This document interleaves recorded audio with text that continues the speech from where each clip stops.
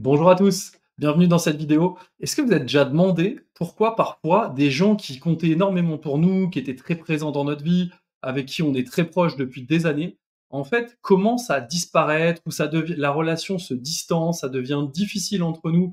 On a l'impression de plus se comprendre, on a l'impression que on s'apporte plus mutuellement, qu'on est comme obligé de faire semblant d'être quelqu'un qu'on n'est plus.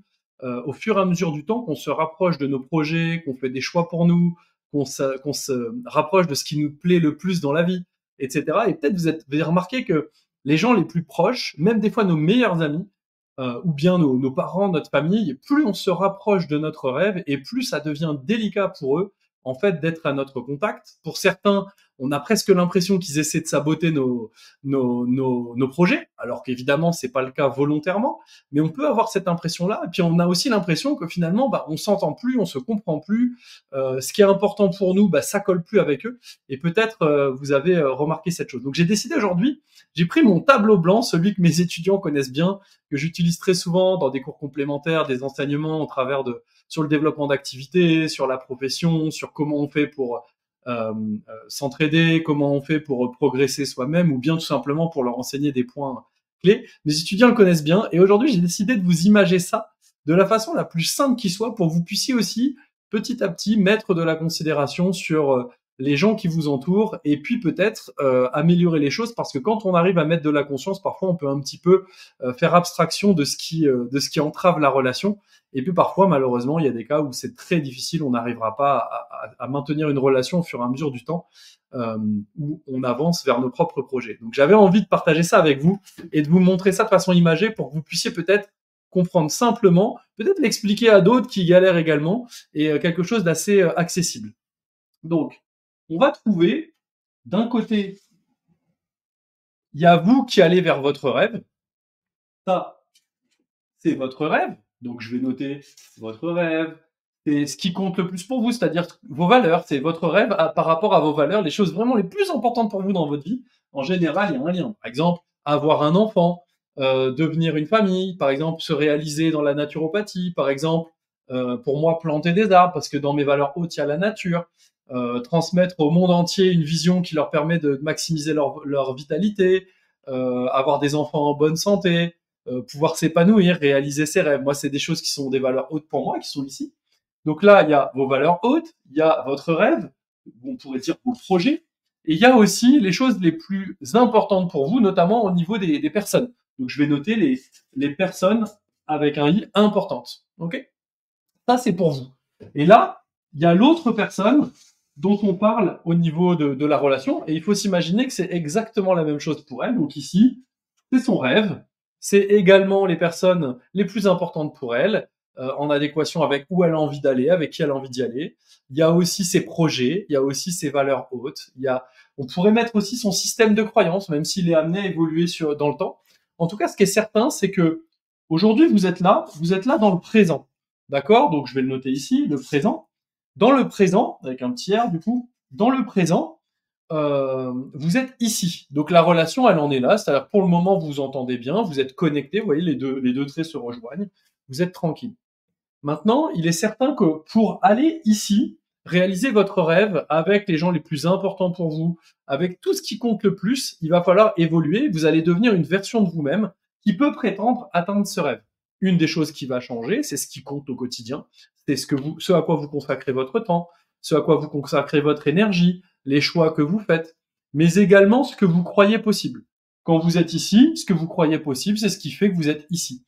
Maintenant, quand vous êtes là-bas et que vous avez réalisé votre rêve, que vous avez réalisé vos projets, c'est parce que vous êtes arrivé à une version de vous-même qui est sûre et certaine que c'est possible de les réaliser.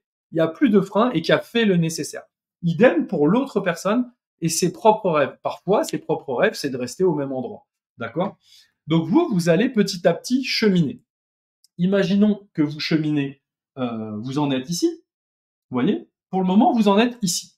Au début, quand vous êtes dans le présent, ce qui vous sépare de l'autre et de vos rêves, finalement, c'est un angle assez fermé. Donc, vous voyez, il y a une petite séparation. On n'est pas identique, chacun est unique. Bon, on est au courant. Hein. Il y a les hommes, il y a les femmes, il y a autre chose. Il y a les gens qui sont salariés, il y a les entrepreneurs, il y a les gens qui sont âgés, les gens qui sont jeunes. Il y a plein de choses qui nous séparent des gens qui nous entourent. Donc, Bon, jusque-là, tout va bien. Maintenant, quand vous arrivez ici, l'angle qui vous sépare, c'est comme si je venais retracer ces traits-là. À chaque fois, je vais venir les retracer jusqu'à là-bas. Voilà.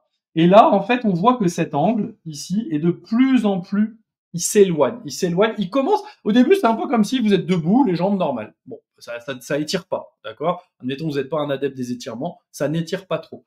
Là, on commence à écarter légèrement plus. Il y a des gens pour qui, déjà là, ça fait mal, ça tire, ok? Ensuite, vous arrivez ici. Et ben là, vous dites, ah, tiens, j'en suis là. Hop. Regardons un peu ce qui se passe quand j'avance vers mon rêve.